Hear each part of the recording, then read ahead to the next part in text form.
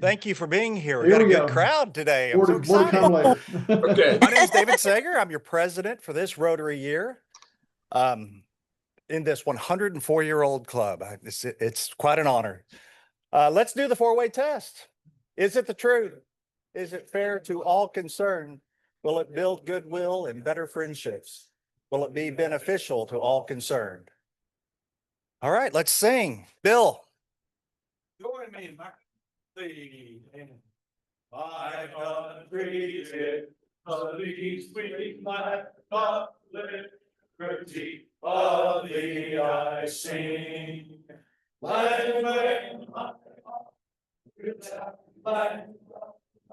pilgrims fight from every mountainside, let freedom ring. The pledge. I pledge allegiance to the flag of the United States of America and to the republic for which it stands, one nation under God, indivisible, with liberty and justice for all. All right, go ahead and have a seat. What happened Saturday? I don't A know. little ball game. Okay, so racetracks on another championship season. So we're gonna get them started off with the fight song. Here we go. Hit that line, keep on going. Move that ball right down the field. Give it a cheer, rock, rock, never fear, rock, rock. Arkansas will never yield. On your toes, raise your backs to the finish. We'll carry on with all your might. Or S-A-R-K-A-N, S-A-S for Arkansas. Fight, fight, fight. Hey, Survey, Razorbacks.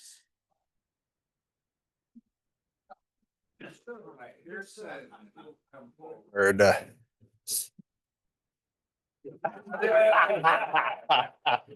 respect. Yeah, so much respect. No. All right. Well, yeah, visiting Rotarians, we guess, not that. So, visiting Rotarians, Paul Gatling. From Rogers, all right. Y'all ever heard of somebody named Wade Caldwell? Wade Caldwell? Where is he at? All right. Craig Shy from Northside. And so now let's just segue here. Craig has a guest.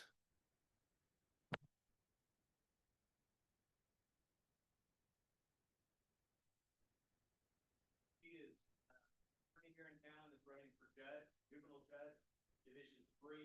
That's the spot that State Zimmerman held for about 30 years before she retired late February. So please welcome him. All right, thank you.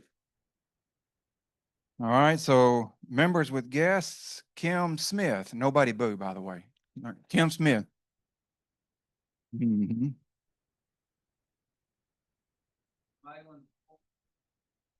County Historical Society. That's where I got to meet him. He's been a former reporter around here for years. Still reports for Lincoln and Prayer or somebody else. Lincoln and also in Silo Springs.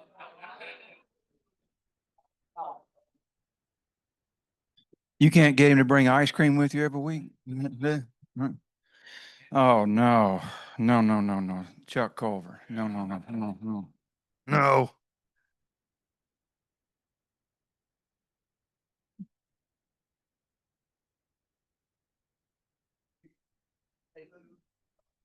My neighbor. Yeah.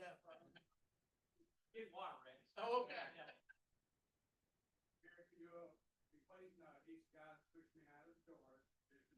Oh, I know, and I'm very pleased. So, all right, and then Harrison Pittman has a guest, Dr. Jeff Edwards. All right, so Jeff is visiting again. He's interested in learning more about Rotary, and he's the dean of the Bumpers College, Agricultural Food Life Sciences College. And I got to tell you how confusing it is when I'm doing emails. Jeff Edwards, see, I already messed it up, Jeff Weaver. I'm amazed that I haven't emailed the wrong person over time. All right. Now to the other very important parts of this job as Sergeant of Arms. So first, Reverend Mike Gehring, me, you guys, is a member of the club, moved from North Carolina. He's had some health issues. He sent me a note and wanted me to communicate that to the club. He really misses being here. He's looking forward to coming back. But he's got a slip disc pressing upon his sciatic nerve. He's been housebound for just a little over 10 weeks.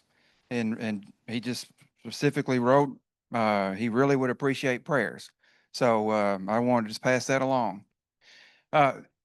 Mike Gehring, I'm probably mispronounced. I got the first name right. Mike Gehring, Gehring. All right. So these jokes, if you want to call them that, these are, if you heard the last round of jokes, I got them from a gentleman named Ryan Jacobson, who's the executive director of the Fresno County Farm Bureau. It just so happens their newsletter comes out on Thursdays, and they have jokes of the week at the bottom. And they're terrible. They're John Threet terrible. Like, they're awful. I should mention he's also a Rotarian in Fresno, so he does not know better. All right, so let's do these. They're all equally, well, they're incrementally painful. Why did the deer get braces? Oh, he already knows. He had buck teeth. They only get worse. They only get worse. What is a deer's favorite type of bread? Don't you answer this one, John. Go for it. You've been beaten. Sourdough bread. It is right now. What happens before it rains candy? It sprinkles. I'm telling you, they're bad. They're awful. All right. What did one raindrop say to the other? You're never going to get this one. Two's company, three's a cloud. I told you they're awful. All right. So I'm going to read a poem from the Rotary International. Join me in your tradition as I pray in mine. Creator and sustainer of all that is or will ever be, accept our thanks for this day and all its blessings. We ask that you guide and direct our club, its leaders, and our actions. Grant that each of us may feel our responsibility to Rotary, to our community, to our country, and indeed to all countries and peoples. Bless our fellowship today and bless this food to the nourishment of our bodies in your service. The end. All right. Thanks, Harrison. All right. Become a Paul Harris Fellow. Just $50 a month for less than 2 years, or $28 a month for 3 years. In fact, you can go online and choose how you would like to support between annual fund share, polio fund, world fund, or disaster response fund. And we made a contribution. Harrison, correct me if I'm wrong. Did we not make a contribution last month to the disaster relief fund? And did we hear anything back from anybody on that? No. Okay. Well, I'm sure we will. It went to a good cause. All right. Butt Cups for August. So this is the last week of August. Senior Support in Action. We have a Rotarian in the room that is involved with this, and I want to support the Rotarians that not only spend time here but also have other things going on. So this is one thing that was brought to my attention. It's important. Senior Support in Action is something that we should support. So give generously to that. There's a QR code for you to snap and get that. And I've been meaning to put this in the bulletin, and I keep forgetting. So I've got a reminder this time. This Sunday, I'll add this this information to your Sunday or your Monday morning bulletin. All right. This reminds me that we do have, I say this every week like I'm going to get prepared, but I actually am prepared for Jimmy next week to bring us a presentation about our activities, our service projects that we will be doing as a club. And I'm excited to see what's in store. So come next week and we'll spend some time talking about our upcoming service projects. And at those, we will get action photos and we'll add to our new website, and we'll keep posting to Facebook, and we'll keep putting things out there so that the public can see what in fact we're doing here at this Rotary Club in downtown Fayetteville. All right, announcements. I have some at the bottom here, but do we have any community service projects, member recognition in the community or committee initiative or updates?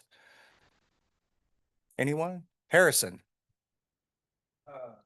This is an announcement to look out for an announcement. I'll make two separate. Quite a bit of you, few of you have asked about the Giving Initiative Foundation. That's our effort. I'm doing the $10 a month to do it online and recurring, but also for drawing at the end of this quarter. For the foundation, will make a gift nearly for $1,000 to the local nonprofit.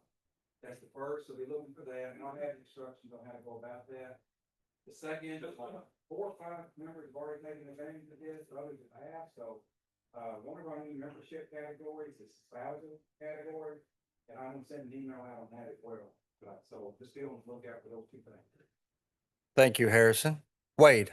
It brought to my attention that Harrison is in charge of the committee of acquiring a squirrel, so if you have a squirrel situation, raise your hand. And I'm in the squirrel cook-off. Need more, need a higher body count like that.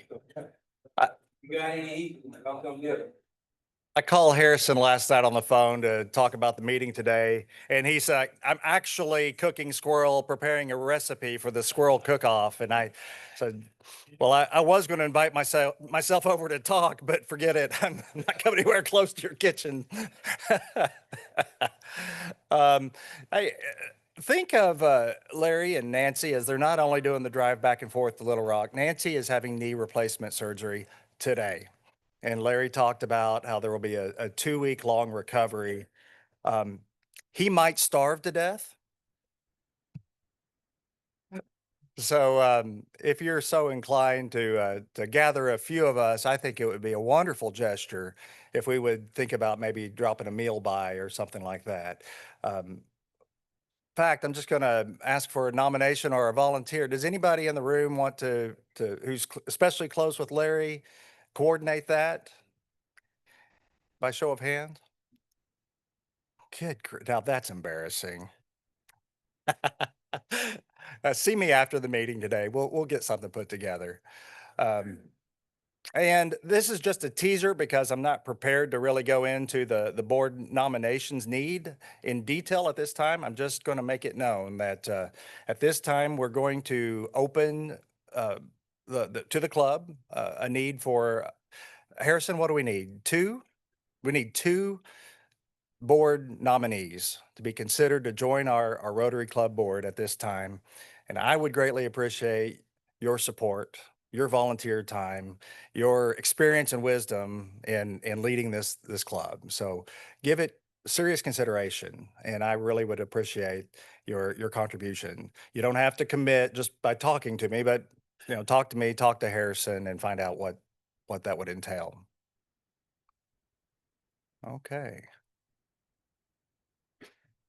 All right, Rotarian Honorable Judge John Threet.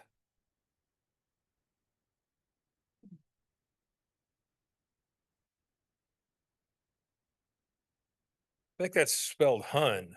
I appreciate the familiarity with me, but hey, it'll be brief. I've jotted a few things down while I was driving over here. I've known Rex since I was 18 years old. I consider him a friend. It's irrelevant what he considers me. Even though he graduated OBU 2 years, I think, or a year before I got on campus, he was a big man on campus at the time, and he still is a big presence on the campus. At age 23, he was the editor of a local daily newspaper. He's currently senior editor and columnist for the Arkansas Democrat Gazette. In his 20s, he ran a congressional race for a candidate. He was communications director for Governor Huckabee. He was appointed by George W. Bush to the Delta Regional Authority, author of several books, including the first biography of Hillary Clinton when she first ran. He founded the Arkansas Food Hall of Fame, in the Arkansas Sportcasters and Sports Writers Hall of Fame, been named the Rural Advocate of the Year for Arkansas. He's with the Touchdown Club. This season, he'll be in his 42nd year as the voice of the OBU Tigers, which you guys may not have ever listened to him before streaming OBU Tigers like you should, but you guys are a bunch of Philistines, so I understand. but just, now, so and this isn't even his best one. but the football is what we need. Now they're going to split out and they're going to go with the direct snap to Chris Oliver on third and very, very short.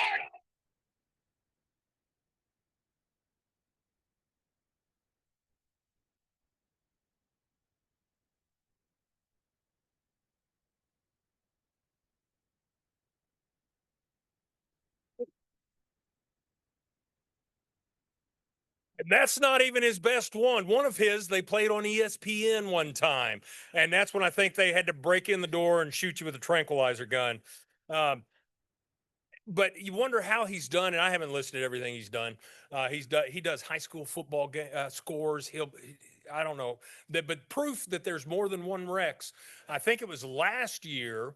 I was at the parade on Beale Street for St. Patrick's Day, and there's Rex Nelson there on Memphis and Beale Street. It's like, where are you not? Please join me in welcoming the ambassador of Arkansas, Rex Nelson.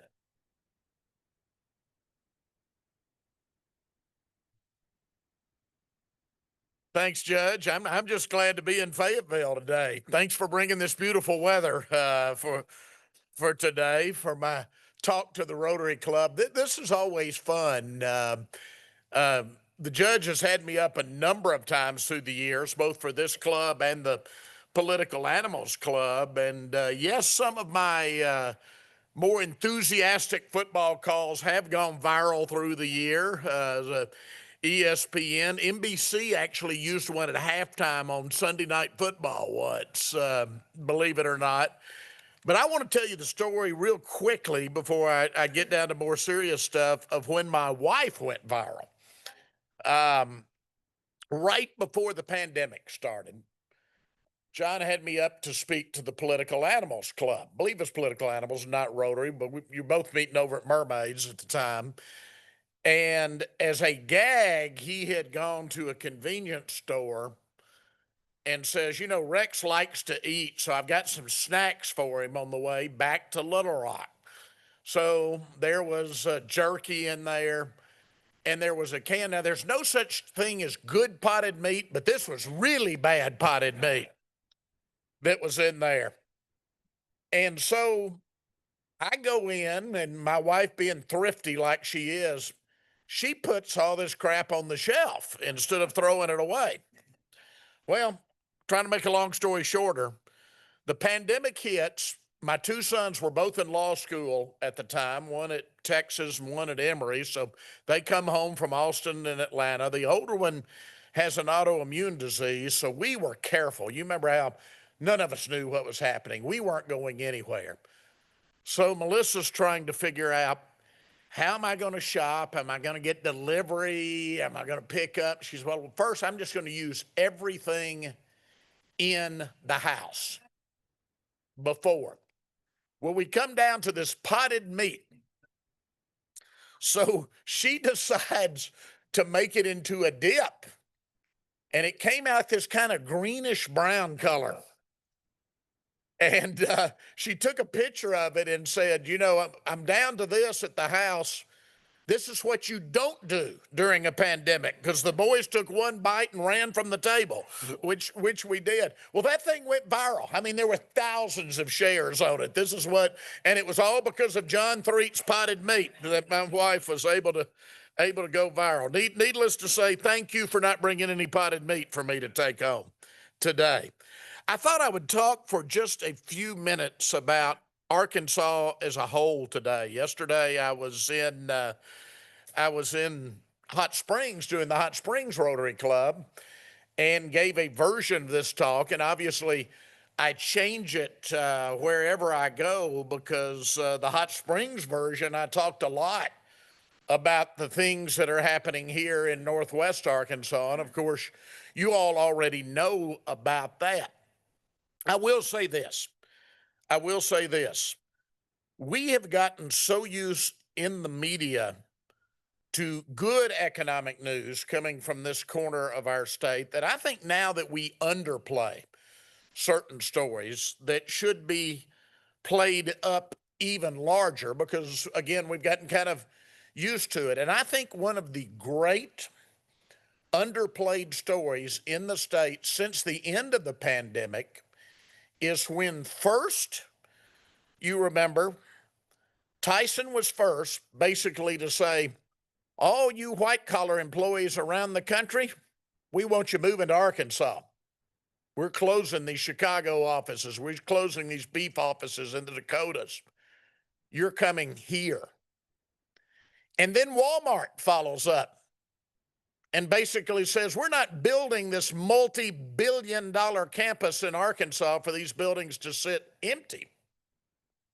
We want you to come here and not be working out of your house or not be working out of a regional office. Folks, those two announcements were the equivalent of two major corporate relocations to Arkansas.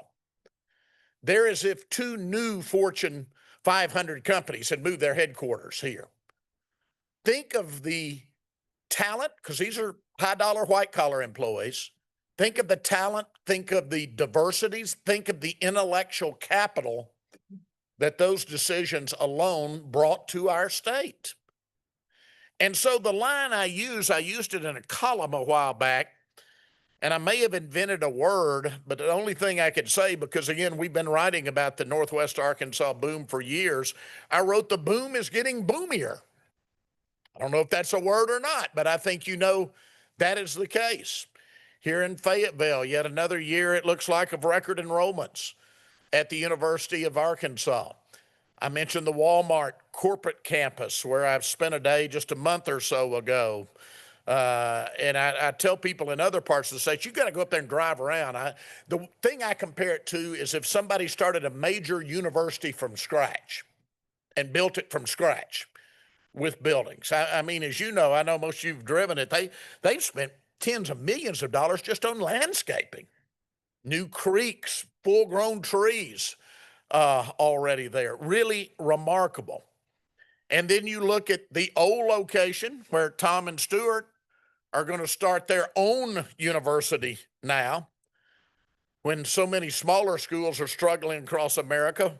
How many places do you see where you're starting a new 4-year university? Well, Arkansas you are.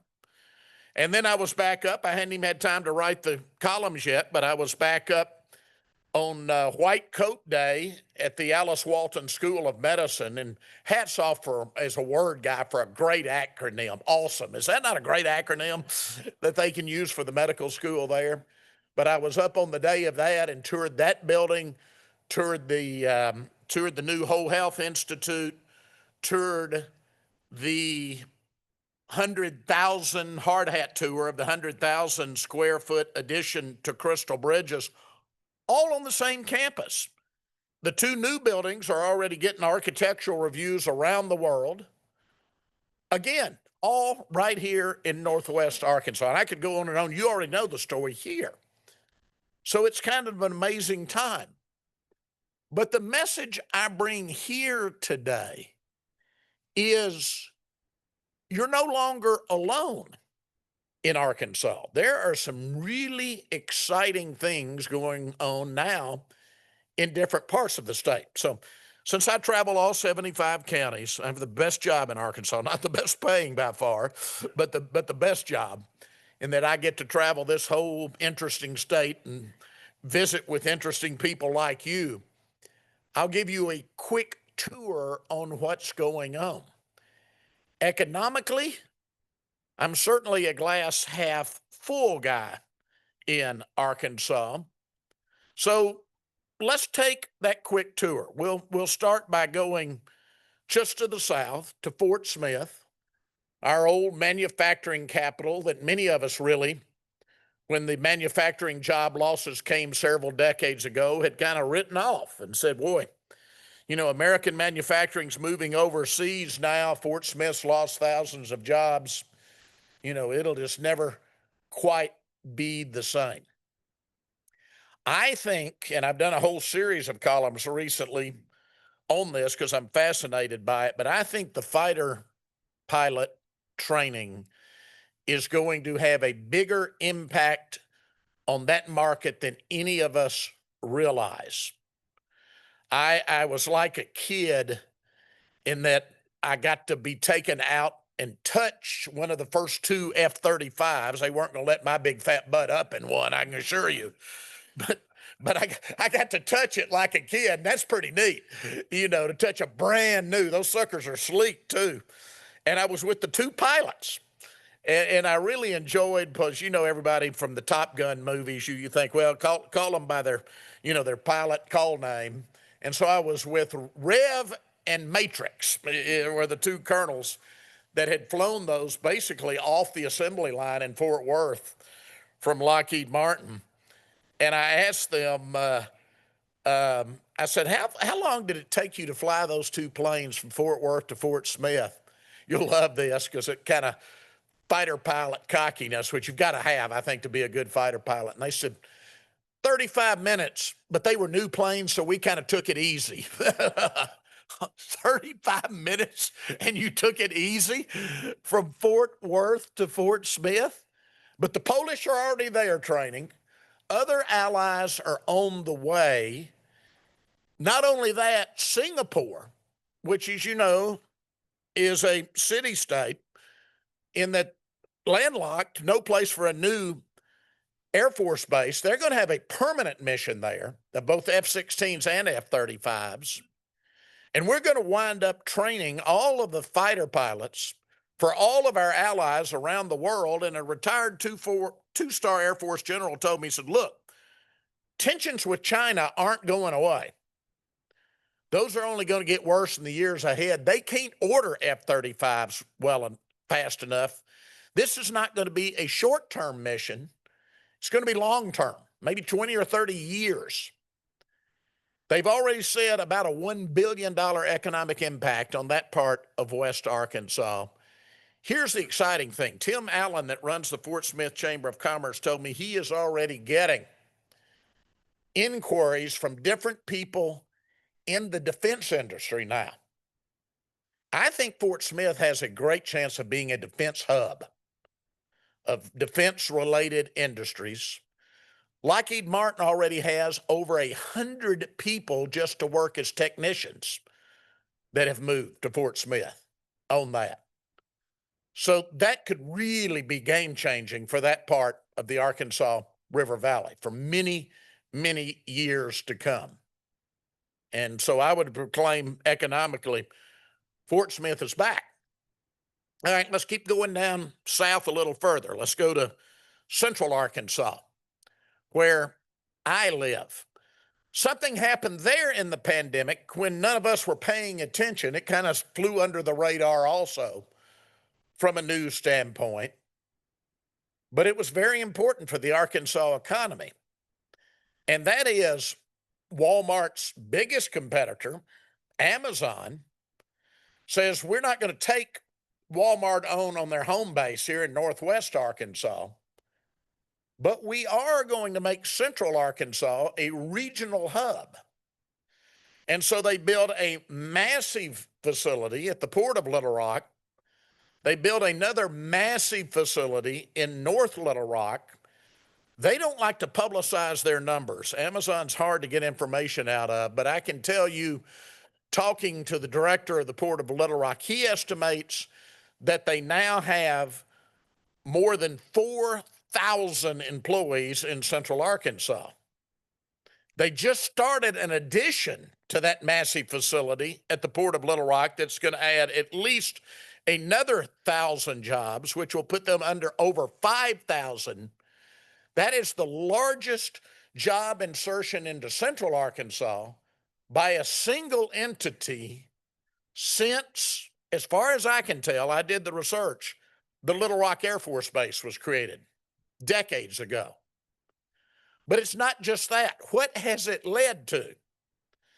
Sometime if you're on Interstate 40 leaving Little Rock and North Little Rock, take the Galloway exit, go behind those truck stops there.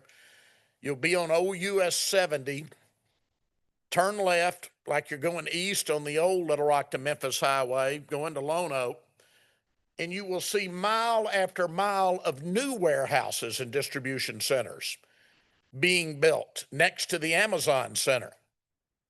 Companies like Dollar General Companies like Lowe's, Home Supply, Tractor Supply is building a huge one in Maumelle. Little Rock is suddenly becoming, much like Memphis, a major logistics and distribution hub. And it's going to lead eventually now, as manufacturing also comes, one manufacturing announcement after another at the Port of Little Rock. They now are drawing employees, get this, from 40 counties driving in there to work on a daily basis. Huge job insertion there. So the Central Arkansas economy is doing very well. So you say, okay, here you go. We get it. Northwest Arkansas, okay. Fort Smith, okay. Central Arkansas, okay. What about the south half of the state? Well, let's talk about the coming lithium boom for a minute. I grew up in the southwest quadrant of Arkansas. And so I badly wanted to see something great economically happen for that part of our state. But early on, I kept my journalist skepticism. I thought, all right, this first company that's in here that's trying this out, this new method of pulling lithium out of the saltwater brine down there, it's supposedly a very clean, green method. They'll pull it out, then they'll inject the brine back into the earth, called direct lithium extraction, DLE. I thought that's probably something that's never going to work. This first company in here, Standard Lithium, they're Canadian based, their stock's been all over the place. Two things changed my mind very quickly on that. The first was I went down to speak to the El Dorado Chamber of Commerce, and my friend Madison Murphy was nice enough to have me to dinner the night before. Now, if anybody knows the energy business, it should be a Murphy, right? Now, those of you, I know there's probably some of you that know Madison. I'm a half glass full guy typically. Madison's typically a glass half empty guy. I mean, he's brutally honest, which I love about him. He'll tell you what's wrong, what's not going to happen. So I thought, you know, he's going to say, this is never going to work. He's going to say this is another lignite. When I was growing up in South Arkansas, lignite coal was going to be the next big thing. South Arkansas, nothing ever happened there. So I asked him, I said, Madison, what about this direct lithium extraction? He thinks for a second, and he says, I think it's got a better than 50-50 chance of working. And I said, really? He said, yeah, regardless of what you think about the Koch brothers politically, who were the big funders behind Standard Lithium, they're very smart business-wise, and I don't think they'd be putting hundreds of millions of dollars into something that's not going to work. I thought, well, there might be something to this if Madison thinks there is. And then the second thing that happened is I picked up a copy of the Wall Street Journal a few months after that, and there's a big story, big headline in the Wall Street Journal that the granddaddy of energy companies, ExxonMobil, is getting into the lithium business. The dateline on that story, Magnolia, Arkansas. Magnolia. So I'm down there to speak to their Chamber of Commerce banquet. You say, boy, you speak to a lot of Chamber of Commerce banquets. It's because, as John will tell you, I come cheaply. That's why, to be honest with you. People say, you feed old Rex a good meal, he'll be there and run his mouth, fill up the time. So I'm down there for theirs. And guess who the new corporate sponsor, main corporate sponsor of their chamber banquet is? ExxonMobil. I met two guys who had just moved their families from Houston to Magnolia. Talk about culture shock. Yes, they're mule rider fans now down there, but talk about culture shock. So it's for real. Now, in recent months, we've seen Chevron saying we're getting into the lithium business. The red light was we had not set royalty rates yet. Now we have. The green light is on. And I think in the years to come, you will see not one, not two, but maybe three or more multi-billion-dollar plants to process this lithium. With that comes the opportunity for that part of the state. In my hometown of Arkadelphia, it's what's known as a super site, 1,000 acres right on I-30, right on the Union Pacific Main Line, ready. Because you might remember they thought a Chinese company was going to come in there, Sunbao, so they developed all the land. But it's ready, and I think that part of the state you will see, because of the lithium coming out of there, major battery plants, maybe EV assembly plants in the future. It's for real. And I think it's going to change the face of that part of our state. Now, it's not the only thing happening in South Arkansas. If you go right outside of Camden to a place called the Highland Industrial Park, you will find over 3,000 people working in those pine woods of South Arkansas and hundreds of more jobs coming online. They're making weapons there, weapons that the Ukrainians have been using for the past 3.5 years to hold off the Russians. And again, as was explained to me, the U.S. and all of its allies have depleted their supplies, giving weapons to the Ukrainians, so they all have to get their supplies back up. So not a short-term mission, much like the fighter mission, something that could go on for many, many years. And the Highland Industrial Park folks tell me they have people driving from 30 counties to work there. Oh, you say, wow, we got defense and lithium happening in South Arkansas. What about that east part of the state? Well, let's talk about the steel boom in northeast Arkansas. Big River Steel 2 just came online. To this point, we're about to have larger investments, but to this point, the largest single private investment in state history, a $3 billion plant. Big River Steel 1, Big River Steel 2, now both owned by U.S. Steel, the two most modern, efficient plants ever built by the steel industry, and they're in Arkansas. And then the guy named Dave Stickler, who helped start Big River Steel, left them and starts a new company called Bar, which just opened a $1 billion plant making rebar in Osceola. And he says he's going to build 2 or 3 more plants of the same size. Now you add the 2 Big River Steel plants and Bar in the south part of the county to the 2 existing Nucor plants up near Blytheville in the north part. That's 5 major steel plants, but many subsidiary industries there. Mississippi County, Arkansas is now the leading steel producing county in America. Who of us who grew up in this state could ever have dreamed that the heart of American steelmaking would be Arkansas, for God's sakes?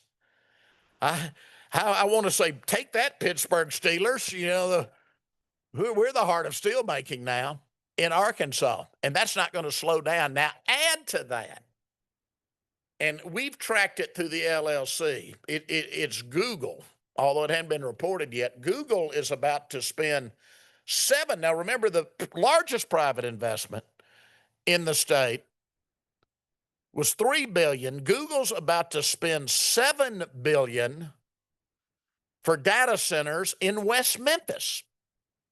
$7 billion.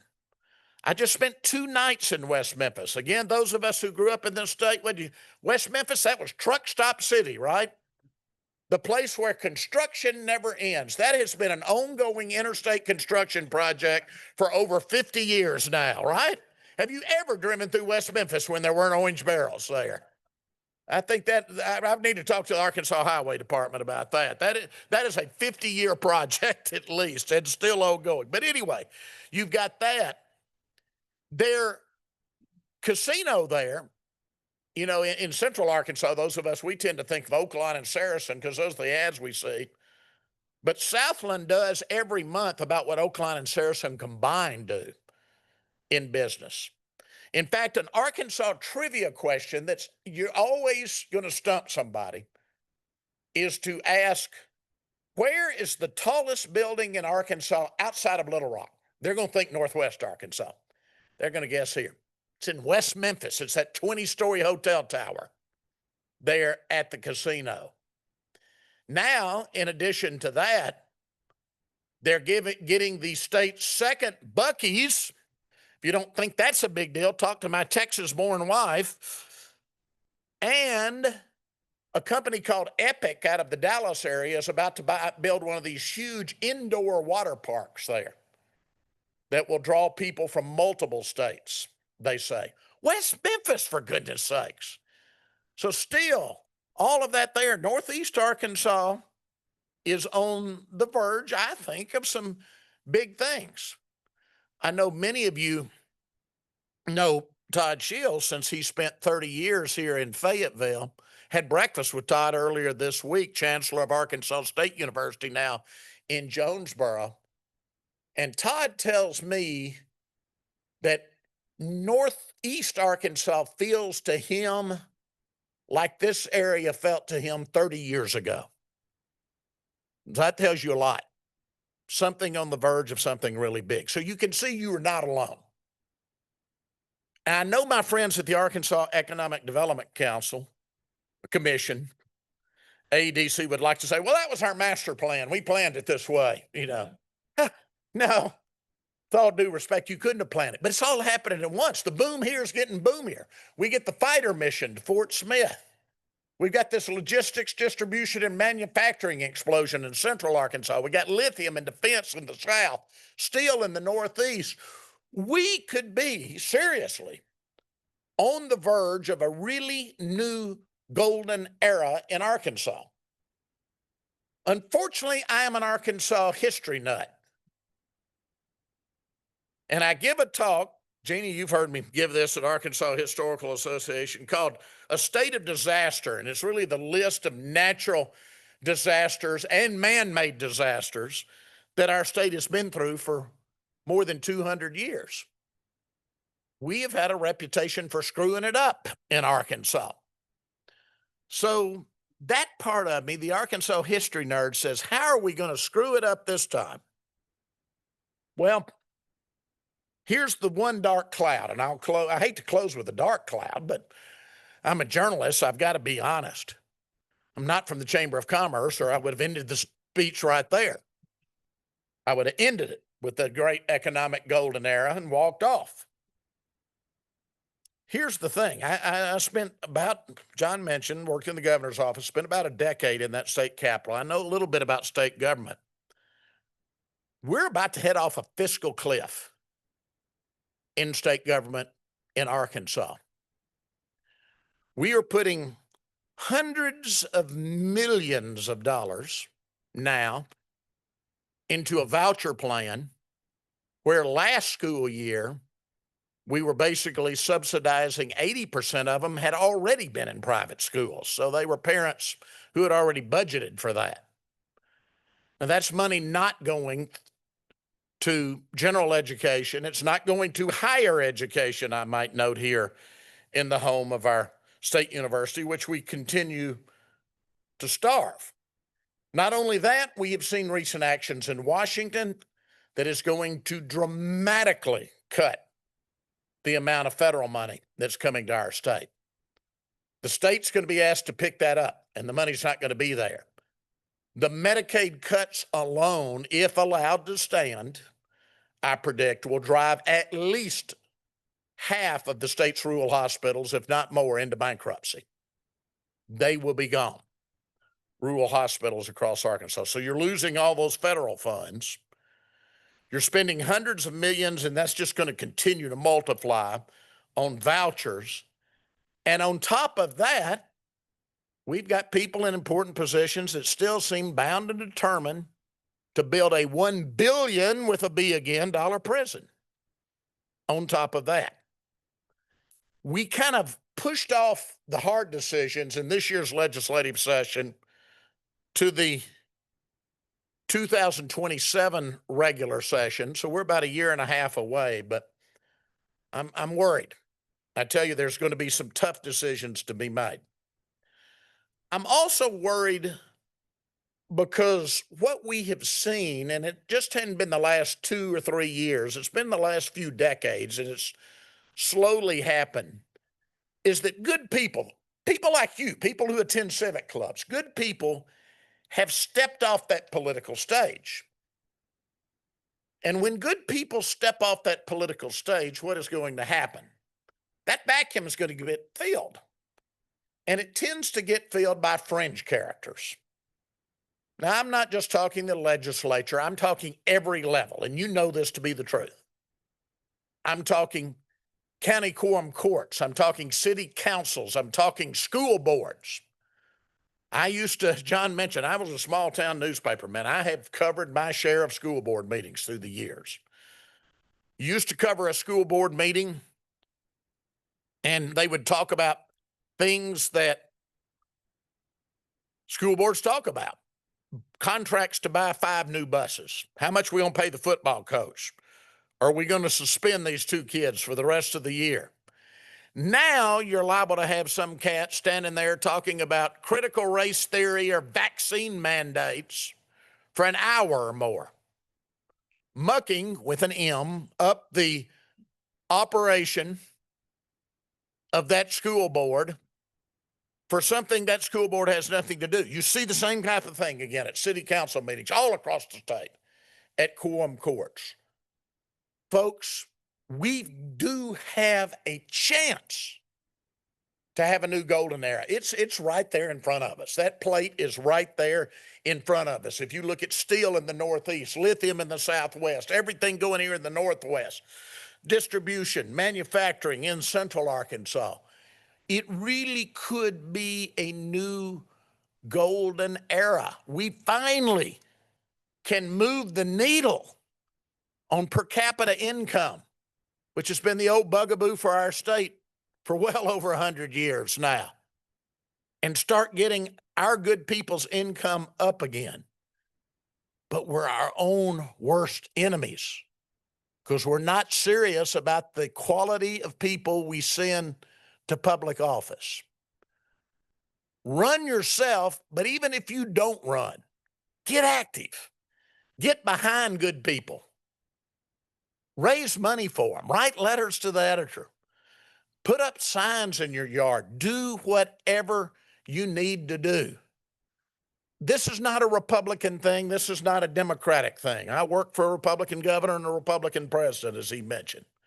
This is an Arkansas thing. I've reached the age where I don't care, and I'm about to finish up. I know the 1 o'clock rule. I've gone to preaching now, but when you're from Ouachita, you just tend to do that. You know, it kind of comes natural, right? So, but I'm at the age now, I don't care whether they have a D after their name or an R after their name. I want them to care about the future of Arkansas. I want them to care about my kids, hopefully some grandkids at some point, and where our state is going. I want them to care more about that than they do their own political career. And if they're one-termers, so be it. Do the right thing for Arkansas. Again, it's right there. That golden platter is right there for our state, for the taking. And God forbid that we screw it up again like we've screwed it up in the past in Arkansas history. Thanks again for having me today. I appreciate it. Oh, okay. Thank you, Rex. It's good to meet you, and I don't know Thank how you. we haven't already met. We're going to add you to our speakers bureau too. You know everybody that we want to come in here. I'm just kidding. Here's a little gift that this is Some something. potted meat? Oh, no, I like that It's one. right up there with potted. This is a rampaging razorback on a rotary wheel, or a hog on a cog for short. Yeah. I hope that you'll display this proudly in your office. I will. And thank you so much for That will coming go to on my Fayetteville. desk at work. Thank you very much. Appreciate it. Thank you. All right. Well, thank you everybody for coming. That was enjoyable, was it not? All right. This meeting is adjourned. All right. Thanks, everybody. We'll see you next week.